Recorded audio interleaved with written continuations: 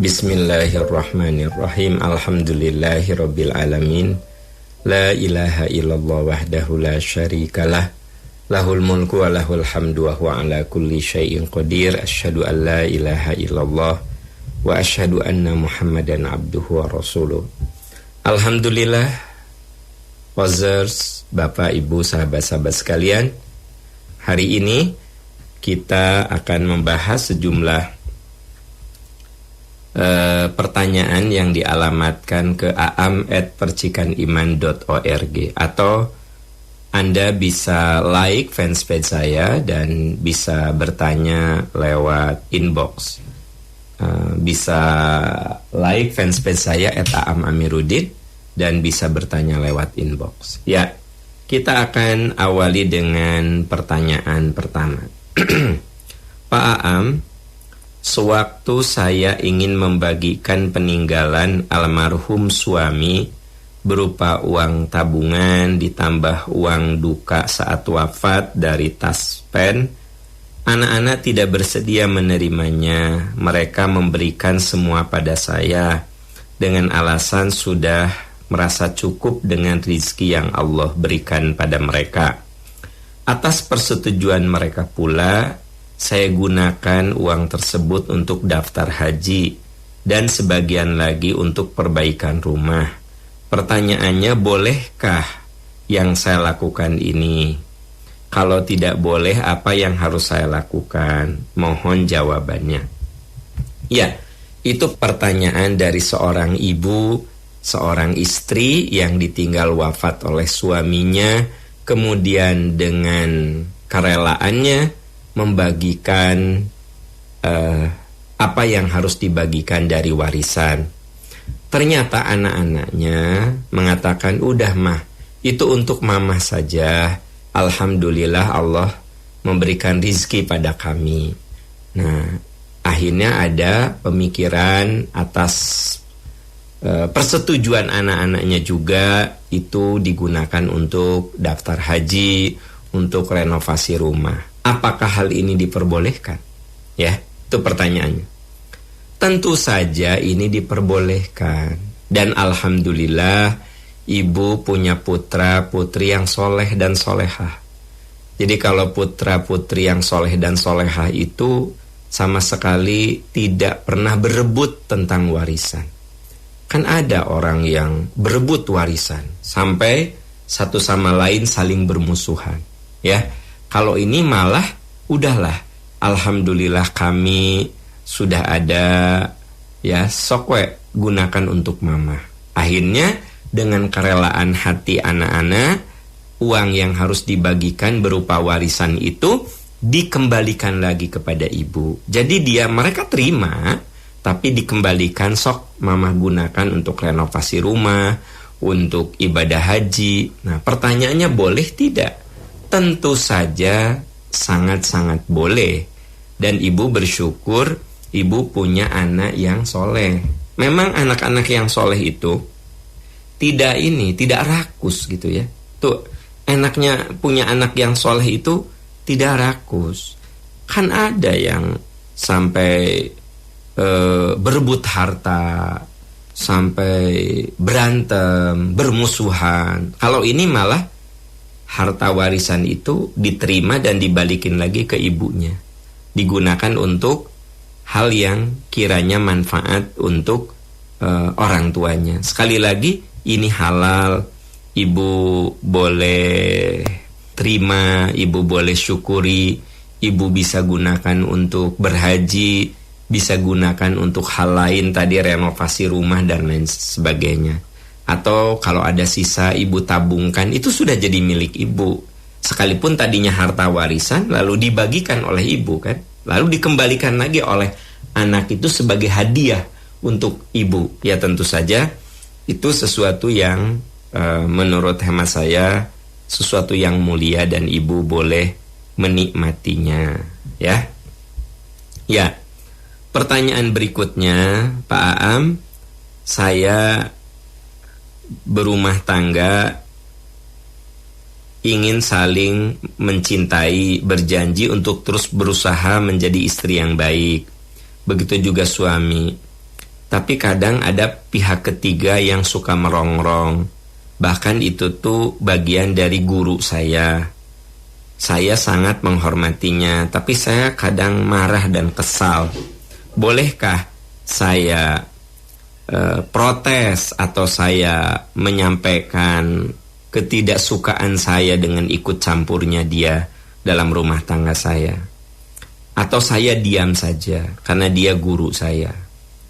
Ya, tentu saja kalau guru Anda itu mengingatkan kebaikan, ya Anda dengar.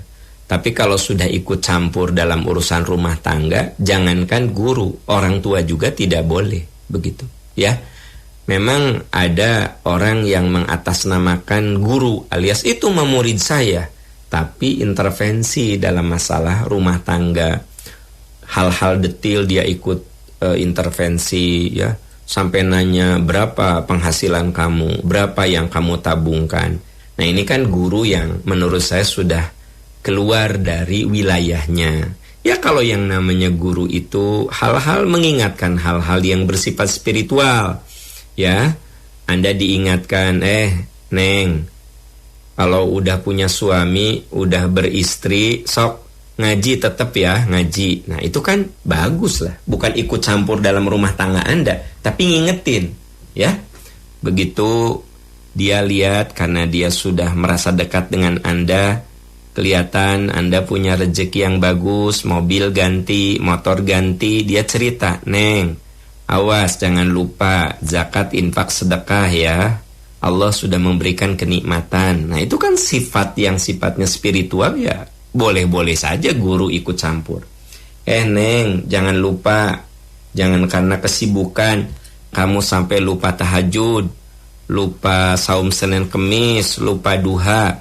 Sok walaupun sudah berumah tangga, ibadah kudu tetap, kudu dekat dengan Allah. Kan guru seperti itu ya tentu saja boleh-boleh saja, Anda tidak perlu kesal. Tapi kalau sudah masuk ke wilayah yang terlalu dalam, ya, sampai ngurusin hal yang sebenarnya itu bukan wilayahnya, ya Anda boleh saja ngomong, ya, sampaikan saja keberatan Anda begitu. Siapa tahu dia ngeh kalau itu teh sebenarnya terlalu dalam, ya, terlalu masuk dalam wilayah Anda, ya. Pak Ustadz, sebenarnya di bulan Syawal itu mana yang harus didahulukan, qadha dulu atau puasa Syawal dulu? Sebenarnya tidak ada ketentuan, ya. Mau Syawal dulu boleh, mau qadha dulu boleh. Yang jelas puasa Syawal itu memang dianjurkan oleh Nabi. Man shoma Ramadhana thumma atba'ahu sittan min Syawal faka'annama shoma ad-dahra.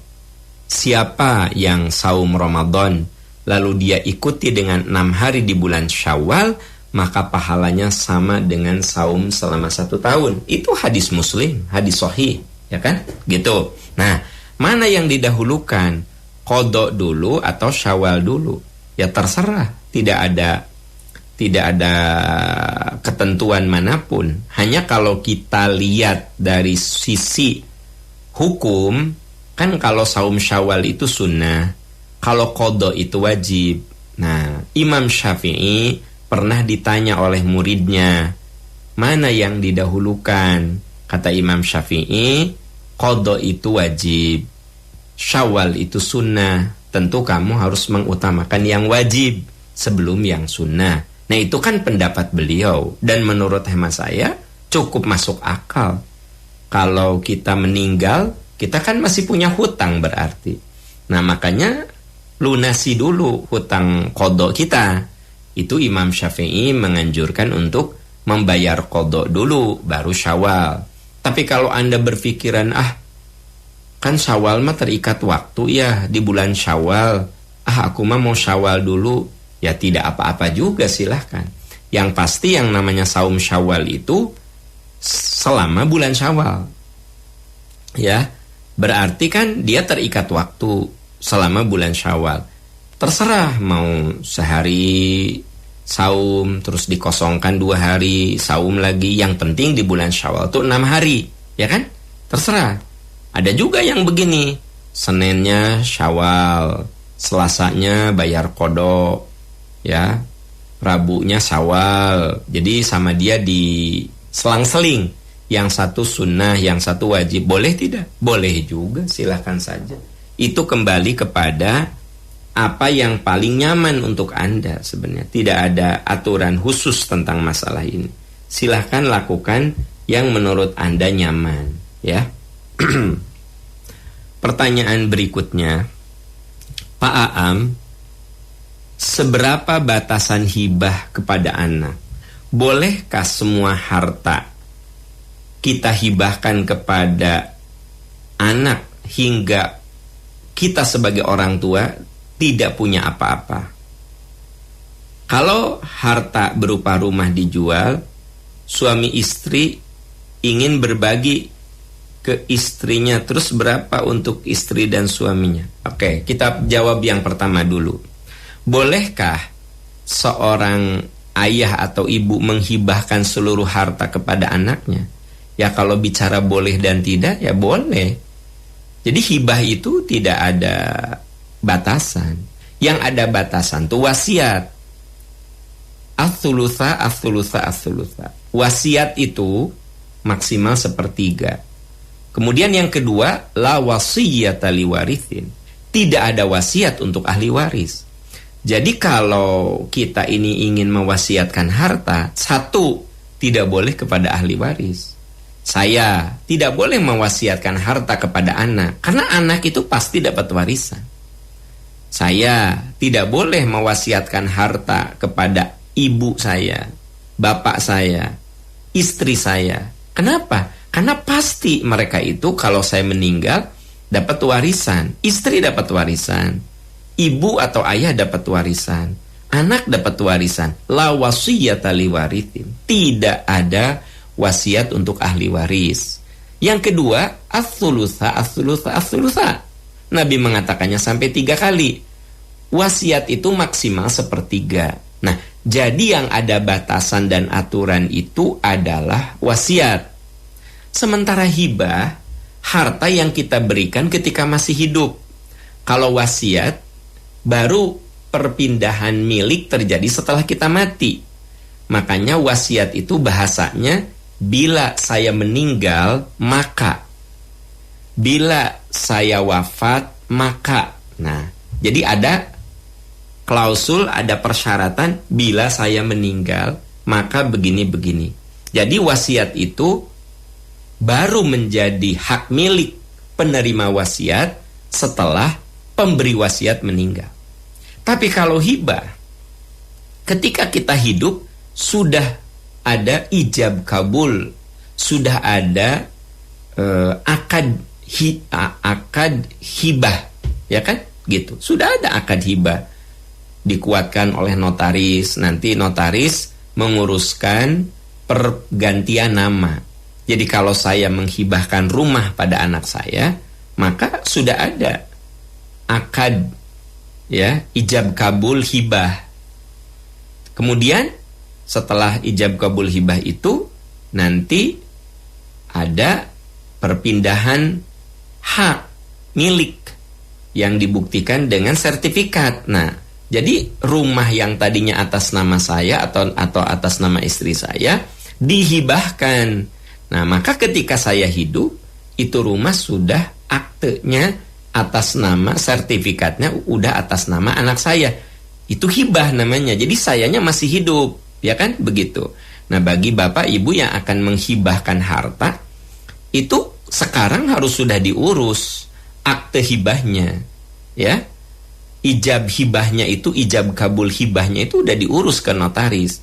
Dan sudah nanti dari ijab kabul hibah itu dilanjutkan dengan pengurusan sertifikat penggantian nama pemilik sertifikat itu. Nah, ini tidak ada aturan main. Mau seluruhnya juga boleh, mau setengahnya juga boleh. Namun Nabi mengatakan, i'dilu baina abnaikum, hendaklah kamu adil terhadap anak-anakmu. Itu yang diingatkan oleh Rasul. Kalau kita mau berhibah kepada anak-anak, i'dilu, adillah kamu dalam memberikan hibah harta kepada anak-anak. Itu saja yang penting, adil.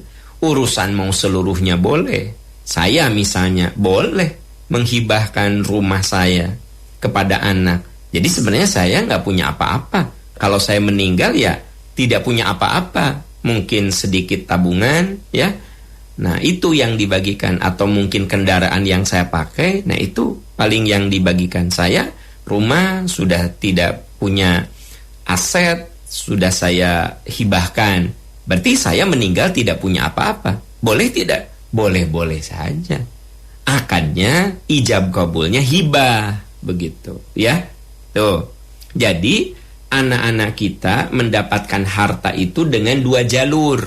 1 jalur warisan. Kalau warisan itu baru dimiliki, baru hak miliknya pindah setelah kita mati. Itu warisan. Dan ada ketentuan-ketentuan yang ditetapkan dalam Islam. Bisa dapat setengah, bisa dapat sisa, bisa dapat 2/3, ya, 1/4 dan seterusnya. Tergantung siapa yang mendapatkannya. Istri 1/4 kalau nggak punya anak. 1/8 kalau punya anak, misalnya begitu, ya kan? Nah, jadi untuk warisan ini ada batasan-batasan jumlah yang ditetapkan oleh agama. Ada rumus walidzakari mithlu hadzil unthayain. Anak laki-laki mendapatkan 2 kali bagian dari anak perempuan. Nah, itu warisan. Warisan itu apa? Matarokahul mayit min malin au haqqin. Segala sesuatu yang ditinggalkan oleh mayit berupa harta atau hak, begitu ya. Nah, yang kedua melalui hibah. Kalau hibah itu sudah ada serah terima, sudah ada ijab kabul ketika kitanya masih hidup. Bahkan sertifikatnya sudah atas nama orang yang menerima hibah itu. Hibah bisa ke anak, bisa ke lembaga, bisa ke lembaga. Misalnya saya punya tanah, saya hibahkan untuk kepentingan agama, saya hibahkan ke Yayasan Percikan Iman. Dihibahkan, ya. Niatnya wakaf saya, supaya diurus oleh Percikan Iman, oleh Yayasan Percikan Iman. Sebab kalau oleh yayasan kan nanti ada yang melanjutkan ngurusnya. Profesional ngurusnya. Udahlah saya hibahkan. Boleh saya menghibahkan harta ke lembaga keagamaan untuk dijadikan masjid, untuk dijadikan sekolah, untuk dijadikan tanah produktif demi kepentingan agama, itu boleh kita hibah kepada lembaga, begitu. Jadi hibah itu tidak harus kepada keturunan, kepada lembaga, termasuk kepada anak angkat. Anak angkat itu tidak dapat warisan. Ibu bapak mohon maaf, Anda yang punya anak angkat itu tidak dapat warisan. Berarti dapat apa? Bisa lewat hibah, bisa lewat wasiat. Nah, anak angkat itu karena bukan ahli waris, boleh lewat wasiat. Bila saya meninggal, maka saya serahkan harta saya untuk anak angkat. Tapi berlaku ukuran takaran 1/3 maksimalnya, begitu, ya. Wallahu a'lam bissawab. Pertanyaan kedua, kalau harta berupa rumah dijual, suami istri ini ingin berbagi ke istrinya, berapa untuk istri dan suaminya? Itu terserah, ya, terserah. Misalnya saya punya rumah, ya, saya jual. Nah, boleh berbagi dengan istri saya. Apakah istri saya 50%, saya 50%, apakah istri saya 70%, saya 30%, terserah. Kan kalau udah terikat dengan pernikahan, ya silakan saja. Kalau ada aset dijual, apakah tetap milik bersama atau dibagi secara langsung, tidak apa-apa. Misalnya ada aset lah, sebut saja saya punya ruko, saya jual, sebut saja harganya 1 miliar. Nah, ini mau dikasih ke istri saya semuanya juga boleh. Atau mah, udahlah mama 60% ya, ayah 400, mama 600 juta. Boleh tidak? Boleh. Itu mah tergantung kesepakatan. Jadi kalau ada aset yang dijual, nah suami istri ini, suami mau memberi kepada istri, nah itu hibah namanya. Boleh, tidak apa-apa. Nah itu milik istri 100%, karena kan hibah, ya kan? Begitu. Wallahu a'lam bissawab. Ya, kita beralih lagi ke pertanyaan berikutnya. Pak Aam, apakah ada sholat qobla asar dan apakah ada contohnya dari Nabi? Sholat qobla asar, ya, itu merujuk ke hadis yang umum. Antara azan dan qomat itu ada sholat 2 rakaat. Makanya tidak disebut rawatib, disebutnya sholat mutlak, ya. Mirip seperti maghrib, antara adzan dan qomat boleh sholat maghrib. Asar antara adzan dan qomat boleh, ya. Nah, tapi tidak disebut rawatib. Nah, apa bedanya rawatib dengan sholat mutlak? Kalau rawatib itu Nabi tidak pernah meninggalkannya. Hafidtu anin Nabi SAW asyra rakaat. Ibnu Umar mengatakan, aku jaga 10 rakaat yang selalu dilakukan oleh Rasul. Rakaataini qabla duhri wa rakaataini ba'daha. 2 rakaat sebelum duhur, 2 rakaat sesudah duhur. Nah, 4 kan? 2 sebelum. Nah, wa rakaataini ba'dal maghribi. 2 rakaat setelah maghrib. Coba lihat setelah nih. Wa rakaataini ba'dal isya. Dan 2 rakaat setelah isya. Ini juga setelah. Wa rakaataini qabla sholatid fajri. Dan 2 rakaat sebelum sholat subuh. Jadi yang namanya rawatib itu dijaga sekali keberlangsungannya oleh Rasul. 2 rakaat sebelum duhur dan 2 rakaat sesudahnya. 2 rakaat sesudah maghrib, 2 rakaat sesudah isya, dan 2 rakaat sebelum subuh. Nah, ini rawatib. Nah, kalau ada yang sholat sebelum asar 2 rakaat, tapi dianya sudah duduk di masjid.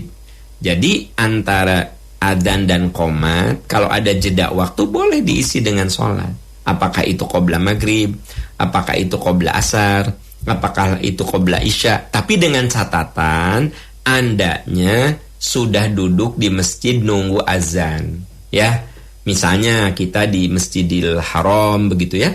Dari mulai sebelum maghrib teh sudah duduk di situ, azan maghrib tuh, ya kan? Azan maghrib, sholat 2 rakaat sebelum qomat. Saya duduk di Masjidil Haram sambil baca Quran, sambil doa, zikir, wirid. Datang waktu isya, azan isya, ya kan? Nah, dari isya, dari azan isya ke qomat ada jeda, boleh kita sholat. Tapi bukan rawatib namanya. Bukan rawatib. Tapi kalau bicara boleh dan tidak, memang ada dalil yang menjelaskan kita boleh sholat sunnah antara adzan dan qomat. Begitu, ya. Sekali lagi, bukan rawatib namanya itu. Pertanyaan berikutnya, ya. Pertanyaan berikutnya. Suami saya kalau untuk sholat, urusan sholat selalu rajin, selalu tepat waktu, tapi tidak pernah mengajak saya sholat berjamaah. Dia nggak pernah ngaji, jarang sekali ngaji, baca Quran. Itu pun kalau baca Quran hanya surat Yasin saja. Itu pun hanya di malam Jumat. Puasa dan ibadah-ibadah sunnah lain tidak pernah dia kerjakan. Saum sunnah dia tidak pernah kerjakan. Sholat rawatib tidak pernah dia kerjakan. Dia cuma sholat wajib saja. Kalau saya ingetin, dia cuma bilang, yang penting sholat. Bagaimana menurut pendapat Pak Am? Ya, Ibu, kualitas orang yang beragama itu menurut surat Fatir itu ada 3. Pertama, zalimul linafsih. Thumma awrathnal kitaba alladzina astafayna min ibadina faminhum zalimul linafsih wa minhum muqtasid wa minhum sabiqun bil khairat. Nah, itu. Jadi di dalam surat itu dikatakan bahwa umat Islam ada 3 kelompok. Pertama, zalimul linafsih. Orang yang menzolimi diri. Maksud menzolimi diri itu dia ngaku Islam, ngaku Muslim, tapi tidak pernah mengamalkan Islam. Dia mengamalkan Islam untuk ritual-ritual yang sifatnya seremonial. Idul Fitri datang ke lapangan, Idul Adha datang ke lapangan, ya kan? Puasa nggak pernah, sholat nggak pernah, begitu. Itu namanya zolimul li nafsi. Dia melanggar, dia menzolimi diri, Quran menyebutnya. Yang kedua, muktasid. Orang yang hanya melaksanakan yang wajibnya saja. Mirip suami Anda, sholat yang wajibnya, saum yang wajibnya, nggak pernah baca Quran, nggak pernah datang ke pengajian, ya, nggak pernah saum sunnah. Pokoknya mah yang wajib aja. Saya mah yang penting sholat, puasa, ya kan gitu. Yang wajib-wajibnya. Ini namanya muqtasid. Dia hanya melaksanakan yang wajib-wajibnya. Yang ketiga adalah sabiqum bil khairat. Orang yang berlomba dalam kebaikan. Selain yang wajib, dia lakukan yang sunnah. Ya. Nah, boleh jadi suami Anda di level muqtasid. Ya tentu saja kita doakan agar dia meningkatkan kualitas dirinya. Sebab setiap orang itu punya kapasitas masing-masing dan boleh jadi dia punya kekuatan amal tertentu, begitu. Ada orang yang dia cuma sholat wajib saja. Dia cuma saum wajib saja. Kerjaannya teh cari duit di pasar baru. Dagang we gawena teh. Tapi orang ini memang dermawan.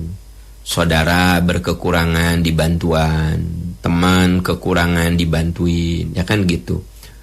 Masjid butut dibantu untuk supaya jadi bagus, karpet butut dia ganti. Nah, jadi kalau sholatnya hanya yang wajibnya saja, saum yang wajibnya saja, ya, kerjaannya cari duit, tapi dia ini memang sangat dermawan. Nah, boleh jadi orang seperti ini sabiqum bil khairatnya, berlomba dalam kebaikannya itu dari sisi harta.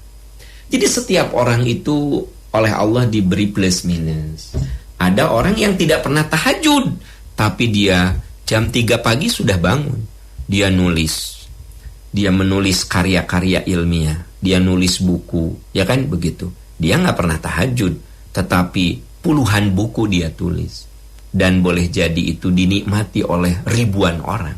Nah, mungkin dia tidak masuk surga lewat tahajud, tapi masuk surga lewat ilmunya. Jadi setiap orang itu memang ada plus minus. Imam Ghazali pernah ditanya oleh muridnya, "Guru, saya ini mood nulis kalau malam, kalau pagi. Apa yang harus saya lakukan? Apakah saya menulis karya ilmiah atau tahajud?" Tapi sejujurnya mood saya kalau nulis itu pagi, jam 3 pagi, jam 2 pagi saya bangun, saya nulis. Ataukah saya tahajud? Jujur saya tidak pernah tahajud karena saya fokus untuk menulis karya ilmiah. Apa kata Imam Ghazali? Kalau kamu tahajud, maka kamu hanya nikmat untuk dirimu sendiri. Tapi kalau kamu menulis karya-karya ilmiah, lalu dibaca oleh ratusan ribuan orang, maka pahalamu mengalir sekalipun kamu sudah dikuburkan. Nah gitu. Jadi setiap orang itu memang oleh Allah diberi plus minus, ya. Ada saudara kita yang dia pengen tahajud, tapi jam 2 dia harus sudah nyapu di jalan, ya. Saudara-saudara kita yang membersihkan jalan, trotoar, itu jam 2 pagi sudah bangun dia. Tugasnya malam, sehingga pagi-pagi ketika kita lewat, jalanan bersih, trotoar bersih, itu disapu, ya, oleh saudara-saudara kita yang boleh jadi ketika kita tidur lelap, dia nyapu jalan. Ketika kita sujud tahajud, dia nyapu jalan. Tahukah Anda, saudara-saudara kita yang tidak tahajud karena nyapu jalan itu pahalanya boleh jadi dia lebih besar karena dinikmati oleh orang banyak kebersihan trotoar dan jalan. Sementara Anda yang tahajud, Anda hanya nikmat sendiri begitu. Nah gitu ya. Coba datang ke pasar Andir tuh, ya. Ada yang dari jam 12 sudah jualan. Ada buruh yang manggul beras, ya, manggul kentang gitu. Dia sebagai buruh lepas. Siang hari dia nggak ada pintu rezeki. Pintu rezekinya dari dulu sudah di malam hari. Dia tidak tahajud, saudara-saudara sekalian. Dia tidak tahajud. Karena dia mencari nafkah untuk keluarganya. Boleh jadi orang seperti ini lebih mulia daripada orang yang tahajud. Karena kalau dia tahajud, dia tidak bisa menafkahi anak istrinya. Dengan bekerja di malam hari, dia bisa menafkahi istrinya. Nah, jadi memang kita ini harus serahkan masalah surga itu kepada Allah. Karena Allah yang akan menilai amal kita itu kuatnya di mana, saudara-saudara sekalian. Ya, boleh jadi ada orang yang cuma sholat wajib saja, tetapi dia cover dengan amal lain yang tidak kita tahu begitu. Nah, oleh karena itu surga pintunya banyak. Coba Anda lihat misalnya di dalam surat Ar-Ra'du, ya. Jannatu adni yadkhulunaha wa man sholaha min abaihim wa azwajihim wa dzurriyyatihim wal malaikatu yadkhuluna alaihim min kulli bab. Coba Bapak Ibu lihat Al-Quran surat Ar-Ra'du ayat 23. Mereka masuk ke dalam surga, surga Aden. Mereka bertemu dengan orang-orang soleh dari nenek moyang mereka, pasangan hidup mereka, anak cucu mereka. Nah, wal malaikatu, dan para malaikat, yadkhuluna alaihim min kulli bab. Malaikat masuk dari semua pintu surga. Nah, coba lihat. Jadi surga itu banyak pintunya. Ada yang masuk lewat pintu sedekah karena dia kuat sedekah. Ada yang masuk lewat pintu ilmu karena dia orang berilmu. Ada yang masuk lewat pintu ibadah karena dia kuat ibadahnya. Ada yang masuk lewat pintu jariah ilmu karena dia rajin mengajar. Ya, ada macam-macam gitu loh. Wal malaikatu yadkhuluna alaihi min kulli bab. Malaikat masuk dari semua pintu.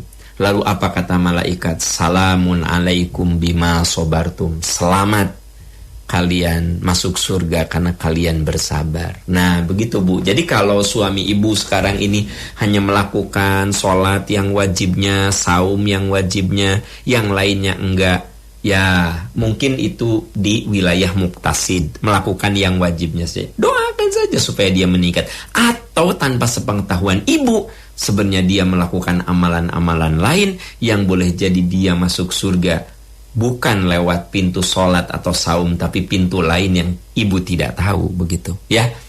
Oke, itulah maha adilnya Allah. Oleh Allah semua orang itu diberi kelebihan, ada juga kekurangan, ya. Tugas kita adalah bagaimana kita ini bisa memahami apa kekuatan diri kita, kuatkan di situ, ya, kuatkan di situ. Ada seorang guru curhat sama saya, Pak Aam, saya mah guru honorer, saya teh suka nangis Pak Aam, pengen berhaji, tapi dah kumaha atunya cenah da.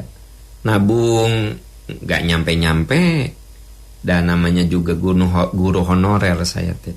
Saya bilang, Bapak bisa masuk surga lewat mengajar. Sekalipun Bapak tidak berhaji, tapi Bapak boleh jadi dapat pahala haji. Sebab setiap Bapak lihat orang berhaji, nangis, pengen berhaji. Nah, pengennya itu, niatnya itu sama Allah dicatat di yaumul qiyamah sebagai ibadah hajinya. Makanya setiap orang itu kudu niat pengen haji. Bahwa kemudian sekarang belum bisa daftar, ya karena rezekinya tidak di situ. Nah, Bapak ini sungguh mulia. Dia mengajar, ya kan? Begitu. Jadi guru honorer, ya. Nah, menurut saya dia bisa masuk surga lewat ngajarnya, bukan lewat ibadah hajinya. Begitu, ya. Wallahu a'lam bissawab, ya.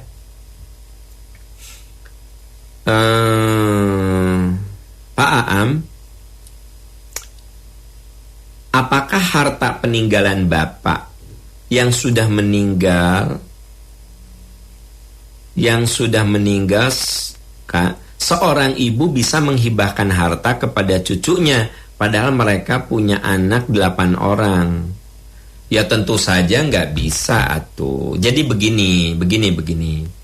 Kalau sudah meninggal, ya tentu harus dibagikan secara warisan, ya, secara warisan, secara ilmu waris. Jadi nggak bisa misalnya gini deh, saya meninggal, ya. Nah, begitu saya meninggal, harus dibagikan harta saya. Istri saya dapat 1/8, anak saya yang laki-laki, yang perempuan, sisa dari situ mereka berbagi, kan gitu. Ya sudah, ya nggak bisa gitu. Istri saya kemudian begitu saya meninggal, dia mengambil alih harta warisan teh dibagikan mereka cucu, dihibahkan. Ya nggak bisa, tidak boleh. Ya, yang boleh adalah bagian istri saya, ya, diberikan kepada cucunya, hibah. Misalnya begini, saya meninggal. Nah, harta saya itu harus dibagikan secara ilmu waris. Ya, bagi. Nah, istri saya kan dapat 1/8 dari harta saya. Ya enggak? 1/8. Sebut sajalah 1/8 itu jatuhnya 1 miliar misalnya. Nah, istri saya ketika dia masih hidup kan punya tuh 1 miliar dari warisan saya. Dia kasih ke cucunya. Boleh tidak? Boleh kalau itu. Boleh itu milik dia, dikasih ke cucunya. Ya boleh. Ya kan? Yang tidak boleh itu harta warisan tidak dibagikan, lalu langsung dikasih hibah, dihibahkan kepada cucunya, padahal anak-anaknya ada. Nah, itu nggak boleh. Ya, nggak boleh. Ya. Wallahu a'lam bissawab. Ya. Pertanyaan berikutnya kita lihat.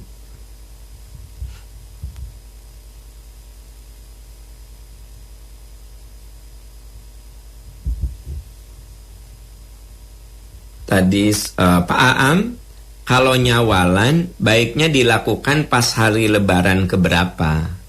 Tadi sudah saya singgung, selama di bulan Syawal silahkan. Yang penting tidak boleh di hari lebaran. 1 Syawal itu tidak boleh berpuasa, sunnah. Juga tidak boleh bayar qadha.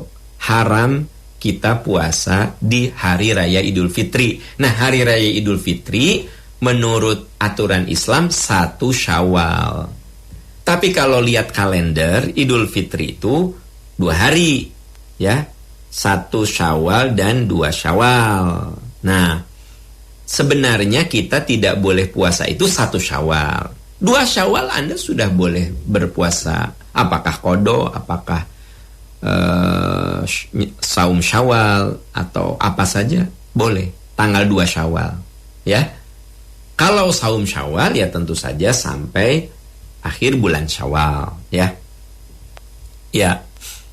Kita beralih ke pertanyaan berikutnya. Pak Aam, kalau saya udah punya wudu, terus makan daging ayam atau daging sapi, apakah wudunya jadi batal? Tidak. Sesungguhnya makan itu tidak membatalkan tidak membatalkan wudu. Ya. Memang kalau kita makan daging disunahkan wudu. Sebenarnya begini, dikhawatirkan kalau Anda makan daging itu kan boleh jadi ada yang nempel di gigi Anda, di sela-sela gigi, ya. Jadi yang dimaksud disuruh wudu di situ bukan berarti Anda wudu dalam arti batal wudunya, bukan. Tetapi bersihkan gigi Anda, jangan sampai ketika sholat ada daging yang nempel di gigi Anda, gitu. Jadi kalau misalnya Anda sudah berwudu, Anda makan daging ayam, daging sapi, daging kambing, dan setelah itu Anda kumur dan Anda yakin tidak ada yang mengganggu, daging itu nempel di gigi, tidak ada yang ganggu, ya Anda langsung sholat. Jadi intinya sederhana, makan, minum tidak membatalkan wudu. Itu saja. Makan, minum tidak membatalkan wudu. Sekalipun tadi sate kambing, sate ayam, sate sapi tidak membatalkan wudu. Memang ada dalil bahwa Nabi ketika makan daging unta beliau berwudu. Sebenarnya lebih ke berwudunya itu bukan membatalkan wudunya, tapi membersihkan daging-daging yang nempel di gigi gitu, ya. Ya, pertanyaan berikut, Pak Aam, saya punya hewan peliharaan, dia kabur, ya. Akhirnya saya bernazar, kalau hewan itu masih rezeki, dia balik lagi. Saya akan jual. Tapi udah beberapa kali saya tawar, ternyata binatang peliharaan itu balik lagi. Dan setelah beberapa kali saya tawarin, gak laku-laku, ya. Pertanyaannya, apakah nazar ini bisa diganti dengan yang lain? Ya, tentu saja kalau Bapak sudah nazar punya binatang peliharaan, kabur tuh, ya. Kalau balik lagi mau saya jual begitu, ya. Ternyata setelah balik lagi Bapak mau jual nggak laku-laku. Terus Bapak juga di sini ada kata-kata, saya juga sih sebenarnya masih seneng sama binatang peliharaan saya.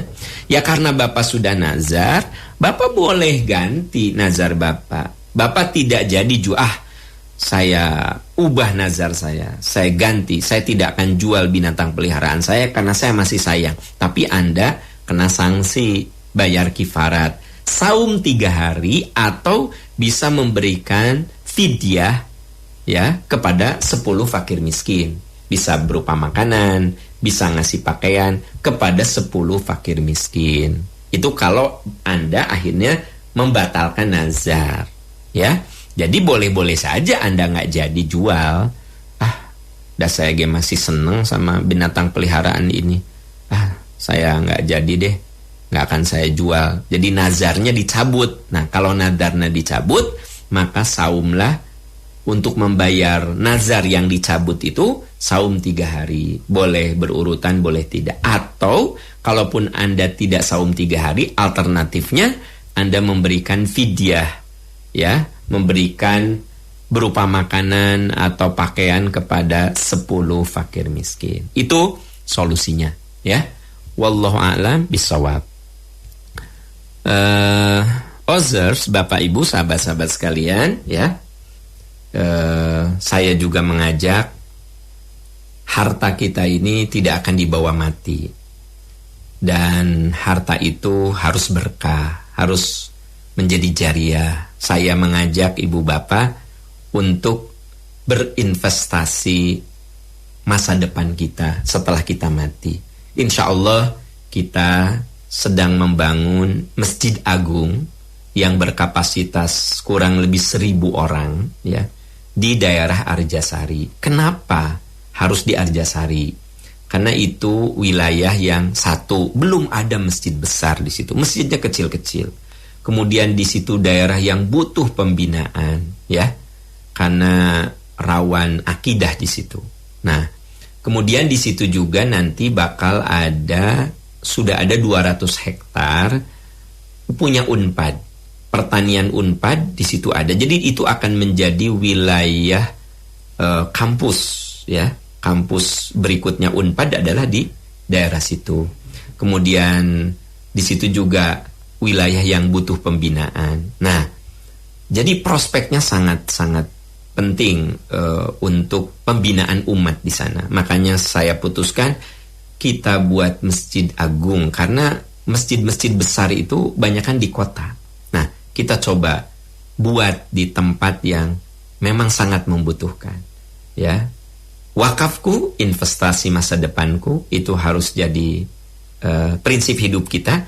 Nah, bagi Anda yang ingin menjadikan hartanya sebagai cahaya kubur di akhirat, ya, menjadi penyelamat kita di saat hisab, Anda bisa transfer ke Bank Mandiri 13.910 5008 13.000 910 5008 13.910 5008. Itu Bank Mandiri. Atau Bank Syariah Mandiri 7.979 068 7.700.979.068 atas nama Yayasan Percikan Iman, ya. Semoga Allah mencatat amal soleh kita. Siapa tahu anak-anak kita jadi soleh, ya. Perusahaan kita jadi maju, kita jadi sehat, karena sebagian harta kita digunakan untuk membela agama Allah. In tansurullaha yansurkum. Jika kamu membela agama Allah, Allah akan menolong kamu. Masa kita ragu dengan janji Allah ini? Yuk, sisihkan sebagian harta kita. Bisa 100.000, bisa 200.000, bisa 1 juta, 10 juta, 100 juta, atau tak terhingga, untuk diwakafkan menjadi cahaya kubur dan menjadi sumber keberkahan. Kan banyak orang yang hartanya berlimpah, anak-anaknya bermasalah. Nah, mungkin coba keluarkan harta. Siapa tahu jadi soleh anak-anak kita itu karena harta yang kita bersihkan, ya kan? Begitu. Perusahaan bermasalah lagi, coba bersihkan, wakafkan sebagian harta, sebagian keuntungannya. Betapa banyak orang yang usahanya makin maju karena rajin dia bersihkan harta itu dengan sedekah wakaf. Nah, ini kita buka jalan supaya hidup kita penuh berkah, kita dikasih sehat, ya kan? Begitu. Harta berlimpah tapi segala penyakit ayah, maka harta itu menjadi habis untuk obat, habis untuk berobat, kan begitu. Nah, Bapak Ibu saudara-saudaraku sekalian, yuk sisihkan rezeki kita dengan berwakaf untuk pembangunan Masjid Agung Percikan Iman. Semoga Allah memberkahi kita semua. Saya Amiruddin undur dulu. Insya Allah besok bertemu lagi di Percikan Iman Pagi, Radio OS 103,1 FM. Subhanaka Allahumma wa bihamdika asyhadu an la ilaha illa anta astaghfiruka wa atubu ilaik. Walhamdulillahi rabbil alamin. Wassalamualaikum warahmatullahi wabarakatuh.